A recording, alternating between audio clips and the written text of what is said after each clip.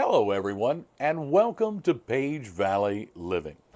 We started this program here on Page Valley News' YouTube channel in October of 2023.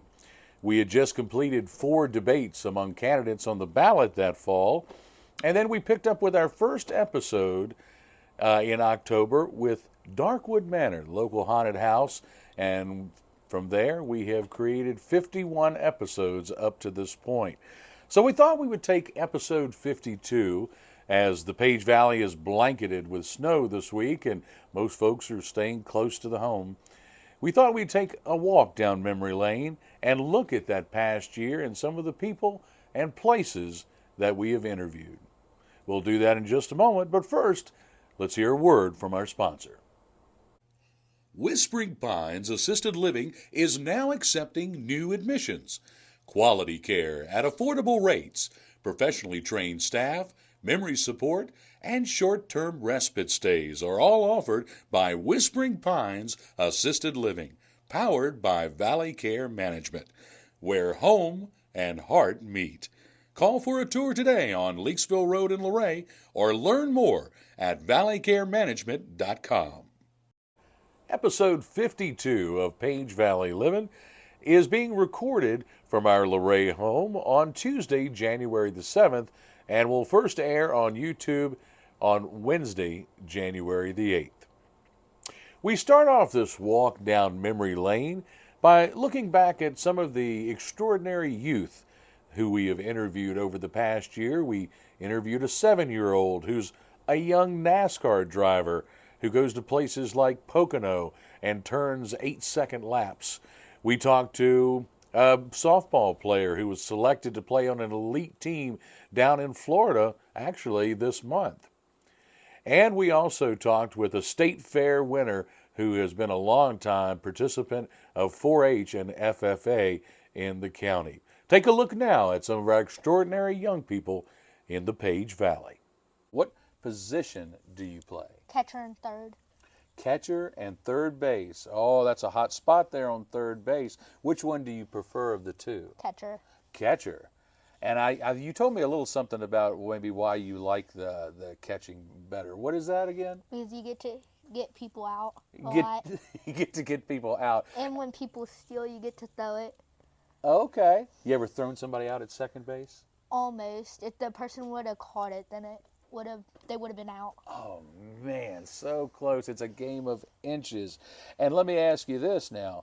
Do you like hitting better or fielding better? Fielding. Now, what? Now, everyone I know loves to take batting practice and to swing that bat. Why do you like fielding better? Because it's funner to get people out than you get out. That's the way you win ball games, isn't it? That's exactly right. That is a good mentality. I like that very much. Well, can you tell me a little bit of how did you get an invitation to be a member of the All-American Softball Youth Team? For showing good sportsmanship and having the highest batting average on my team. I think I heard your mom say you were over 600 with your batting average. Yeah. Wow, that is truly impressive. Have you ever competed anywhere other than Hagerstown? Yes, in Pennsylvania on Pocono. Pocono. They had a little dirt track next to the big one, right? Yep, and kind of the cool thing is I got second the first time I've ever raced this, so. Second place the first time at Pocono? Mm-hmm. Woo, And I've never raced it. I'm not even sure Dale Earnhardt Jr. can say that. Now, who else in the family is involved in racing? This is my baby brother. He wants to race. Really Well, I much. saw it said Judd Brothers Racing. Now, your brother's even younger than you, right? Mm-hmm. How old is he? 3. 3? He wants to race so bad. Already? Yeah, he wants a black hole with teeth on it. Why is 4-H and FFA so important, and why should others consider joining? So the memories of the friends, the mentors that I've met and made along the way, I would say would be second to none in any other industry or club or anything you could do, sports. I've been in cheer for a couple years and I love it, but nothing could compare to to what I do here with the animals and meeting the people that I meet and the memories that I make. It's great, and so many life lessons are taught, for sure. That is a fantastic endorsement for FFA and 4-H. Hey, can you guys tell me what is your number one thing on the Christmas list for Santa this year? Nintendo Switch. Oh, all right, all right. Surprise me. Surprise me. Wow. What an excellent, excellent answer. And I hear you're going to be performing and singing a song on Friday night. Would you be willing to sing a little bit of that song for us? Yes. All right. You want to cue them and get them going? Okay, here we go. Father Doris, welcome Christmas on Christmas Day. Father Doris, welcome Christmas, careless way. Wonderful.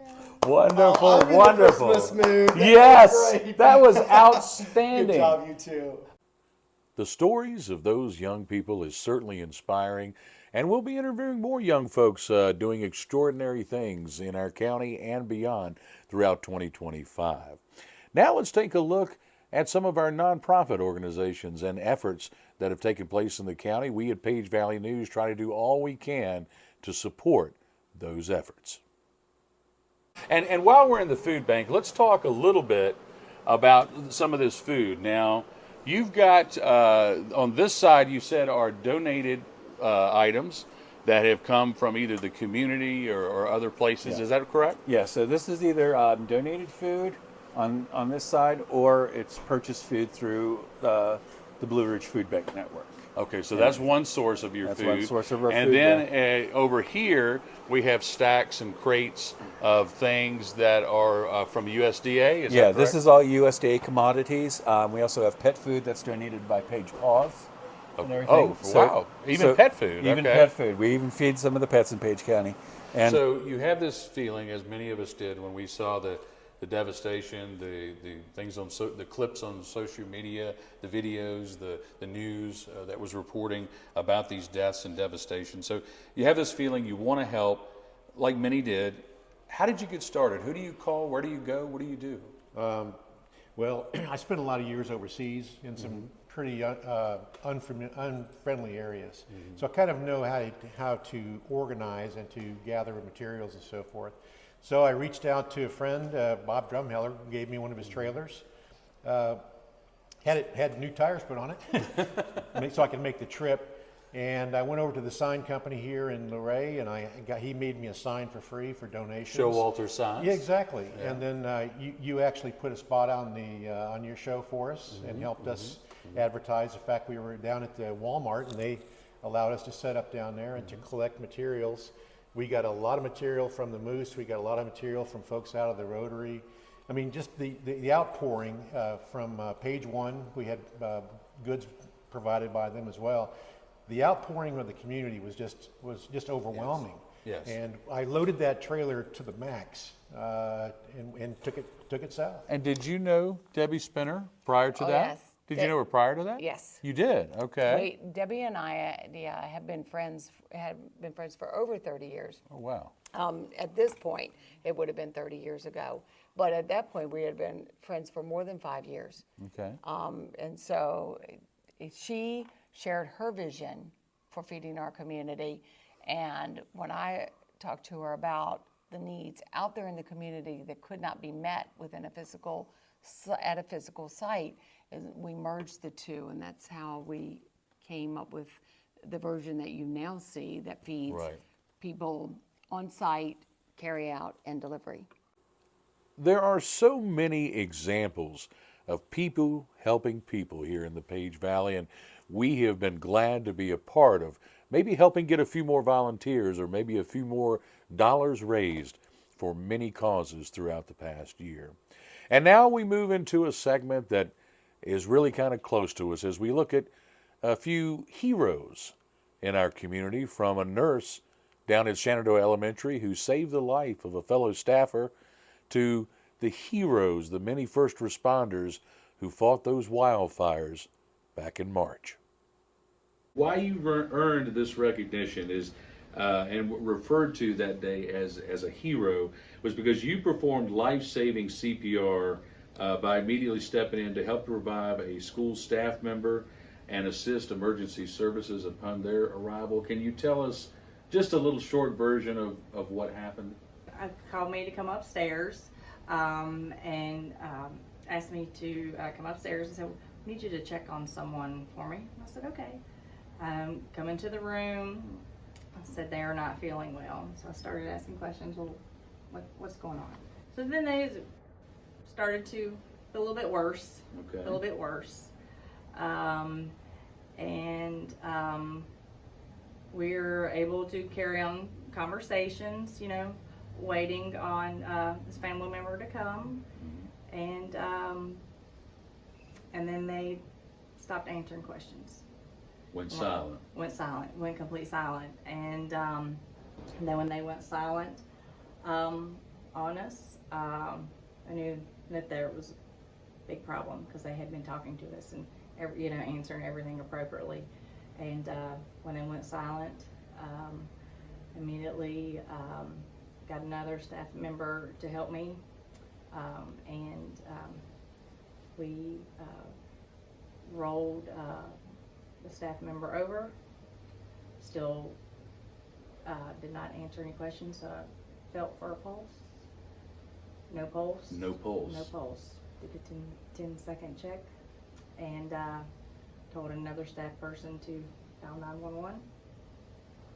They immediately did, and that's when it began. They did a sternal rub, Mm-hmm. and that didn't work. no, And you had to go to CPR. started. Once the compressions started, the staff member, she revived, and we were able to. We rolled her over on her side, and I imagine you felt a great sense of relief at that point. yes, very much so. I know a lot of people involved have said that they feel like if you had not acted as quickly as you did and done the things that you did through your training, that the situation may have went a different direction. Do you feel like that's a fair assessment? Yes. Because things certainly could have gone very, very Yes. negative. Yes. Yes. Does the weight of that situation, now that you've had a little time to separate from it, has it dawned on you what was really at stake and what was going on at that moment? It is. Wildfires burned for a third day on Friday evening as flames seen here attempted to cross Route 211 just west of the Incident Command Center. Lieutenant at that point told us, go ahead and go up to the house and try to protect the house. So it was three of us up there at the house, a tanker and an engine, 3 guys, and the fire was jumping so far ahead of itself that it would just move past us to the point where there was no catching it. And at that point, we were just doing structure protection and trying our best to keep the fire off of the house. You mentioned all those factors against you. We talked about the high winds that day, gust of 50 miles an hour, I believe, dry conditions, electrical lines going down, sparking fires here, there, everywhere. I mean, it was odds that no one could have matched, and yet you mentioned the fact that you felt guilt. Why is that? Because you're the ones that's supposed to help.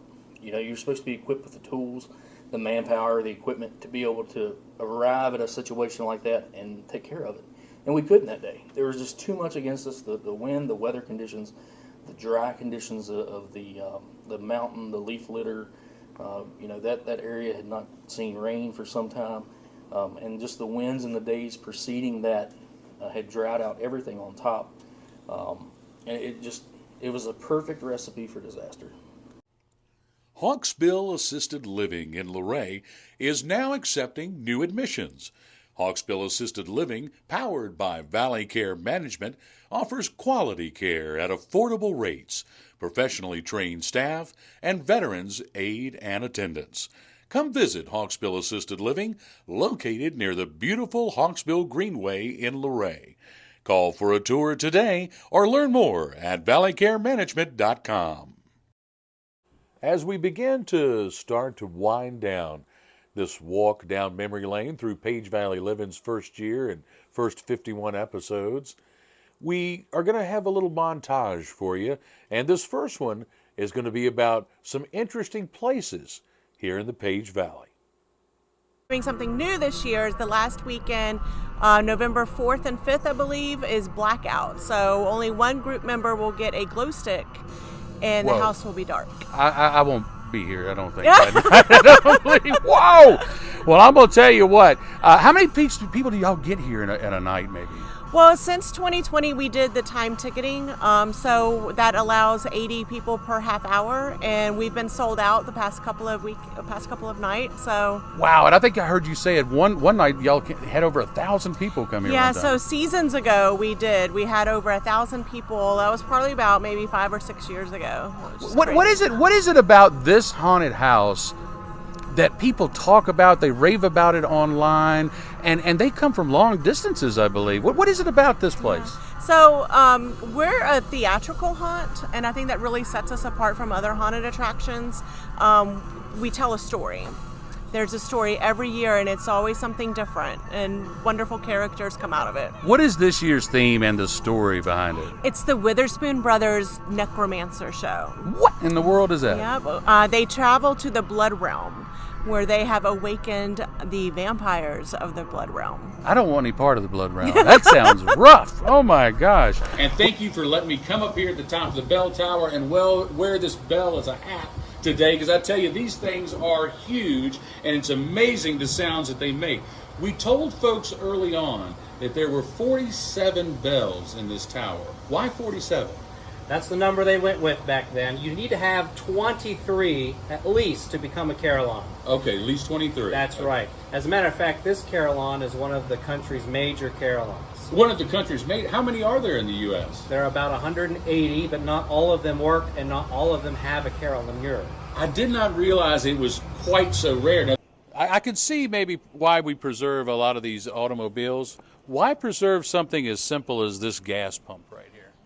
Well, that's a good question, Randy. It's a true piece of Americana, and one thing with the visible pumps, they were a transition from a time when fuel was simply pumped into the cars, where the clients and the customers wanted to verify visually how much fuel they were actually getting. No kidding. So prior to the electronics and the number of meters that we're used to, there was a time when you just had to use trust to see how much fuel you were getting. So this visible is a fine example of the era and the exact time when that changed. Well, I never knew why the glass was like that. So whatever gas you ordered, that's what would show up here and then go into your vehicle. That is correct. I did not know that. How about that? We're here today at Yeager Spring, just north of Luray on the west bank of the Hawksbill Creek. Not only does this natural spring pump millions of gallons into the Hawksbill, it's also the site of the Redwell Isabella Furnace Historic District, which dates back to an early iron ore furnace that was first fired in 1787. Soon, this site could also be included as part of the Luray Hawksbill Greenway and under a planned 900-foot extension of the linear pedestrian park. We're here today underground in the wonderful world of Luray Caverns to talk about a special event coming up this weekend. This is a place where over 500,000 people from all over the world come to visit, and this weekend there will be hundreds coming to Luray Caverns to participate and enjoy the holiday music that will be part of caroling in the caverns. Hello everyone, I'm Randy Arrington and welcome to the 17th episode of Page Valley Living.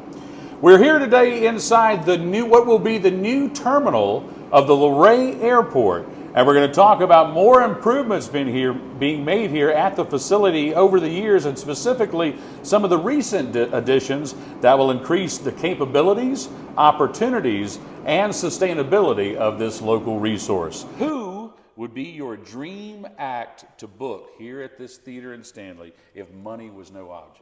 Billy Strings. Oh my gosh, he is my favorite. It cost $500,000. $500,000? Yes. For one show? For one show. And that would push the ticket prices well over $6,000. $6,000 a seat. Absolutely. Well, there might be some people that would pay that to see Billy Strings, but I'm not one of them. Right, and that's why he's not here at this point. Maybe in the future we'll be able to do something. We truly live in a special place here in the Shenandoah Valley, but not only that, here in the Page Valley.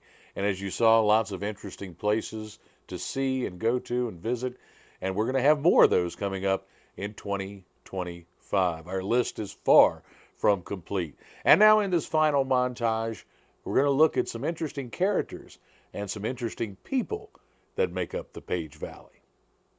They say that every artist has a muse. So what inspires you? What is your muse for painting? Different things. I go outside and just look at a tree or a flower and get inspiration from that.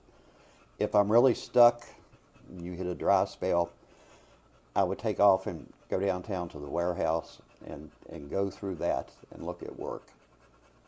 Okay. And it just sparks something in you, seeing a lot of different styles and techniques. And is it like a light bulb going off when something catches you? It's just like, exactly. Ooh, there's something about that. Yeah. Okay. Miss Daisy Duke herself, and you already stole my thunder on this one. I was going to say, one thing I've noticed that at every festival I've been to is that the longest line for fans to get autographs is at Catherine Bach's tent. Isn't that amazing? And it's not just a bunch of old men lining up either. Right. No, the young girls and, well, women have really appreciated her. Yeah. You know, everybody fell in love with Daisy. Yes. The guys thought, oh, wow, and the women thought, oh, there is a real role model, because she was strong. She was tough. Yeah, and she told it like it was, and she held her own with those boys. She'd have to be. With all you've accomplished, 42 years, what keeps you going? Why do you keep doing it? I still like it. Like I said, I think I said it earlier, I still like seeing kids grow. Right. Whether it be athletically, individually, as a group of kids that come together and form a bond and accomplish a goal together. Yeah. But yeah, that's part of it. Stanley, and you're going to be here for 24 hours straight from 2 p.m. on Saturday to 2 p.m. on Sunday trying to make contacts. Correct. Now, what are contacts? Are you just looking for intelligent life, or what are... Well, that's debatable. No, the idea of a contact is that there's basically an exchange of information involving a call sign, which is our unique identifier that's issued actually by the FCC. Okay. An acknowledgement of that, and then some information that kind of gives our location and kind of our setup. And welcome to Hazard Trivia. Thank you so much for playing. Tell us your name and where you're from. Go by the name Jason Mad Dog Miller. I'm out of Campton, Kentucky. All right. In eastern Kentucky, we're known for the Red River Gorge. The Red River Gorge. The natural bridge. Do you know how many miles you traveled to be here today? My GPS says over 500. Over 500. Over 500 miles to be a part of Hazard Nation. Why don't you tell folks just a little bit about who you are, how you got here, and what you do? Oh, sure. Happy to do so. So, born and raised in Seattle, made my way across the country to go to school in D.C., and my best friend for so many years, too many years that I want to say, is Isaac. And he and I teamed up out here to buy a beautiful old farm, fix her up, and maybe the world would come and visit, and they do. And so that's how we started Madeline Farms about 10 years ago. Aren't you doing something through the courts and the jail? Yeah, so I'm also working with the reentry program. So I go there once, well now it's multiple times a week, but I started just going there once a week and meeting with them and their case manager to see what organizations they were working with and seeing what the need was. And then through that I've started doing, they needed a counselor. So I've started doing some trauma work with people that are in reentry or still incarcerated to be able to help support them with resources. And so you're not just doing one job, you're doing like 6 jobs. I counted recently and it was like 9. I went too far off there. Because you're one of only about 10 living veterans depicted in this new World War I memorial in D.C. Yes. And you just told us how you ended up becoming a model for it. So you are one of the images that is dragging a wounded soldier, holding up a wounded soldier, I believe. I'm the chaplain. You're the chaplain. I'm the chaplain, and I'm standing next to a medic, a Navy medic. Okay. And we are evacuating a soldier who's been killed in action. We are recovering his body and bringing it back to the rear. Who is the Duke Boys probation officer? Probation officer. J.D. Hogg, that's correct. Ding, ding, ding, ding, ding, ding, ding, ding. All right, it's 2 of you. I'm going to give you some more. Oh, all right. If you can get this within 10. 10. Within 10. Oh, within How many 10. total episodes were there of the Dukes of Hazzard? 10. 126. Not ding. 7 seasons. 152. You're a winner, 147. 147. And since I got both of you here, I want to do one more here. One more. One more here. What? This is great. This is great. Yeah. What was the name of Flash's stunt dog, Flash. which was actually a stuffed animal? Flush. Yes! Yeah, oh my God! We hope you've enjoyed this walk down memory lane as we close out the first year of Page Valley Livin. It's hard to believe that a year has already gone by and we've created 52 episodes. Coming up over the rest of January, over the next 3 weeks, we have reached out to the mayors of all 3 towns in Page County and asked for a sit-down interview with each of them to talk about the past year, what has been accomplished, and talk about the upcoming year, what goals and obstacles maybe wait for us here over the next 12 months. So we'll be bringing you that over the next 3 weeks. Thanks for joining us, everybody. Thanks for all those clicks throughout the year. Make sure you tell a friend to subscribe to our channel as well and share those videos as often as you can. We'd say thank you, as always, to Eleanor Arrington for her work behind the camera and her work a lot of work, I should say, in the editing room this week. And as always, we also want to remind you to go down to the Page County Animal Shelter and help our furry friends find a forever home. Until next week, I'm Randy Arrington saying enjoy that Page Valley living.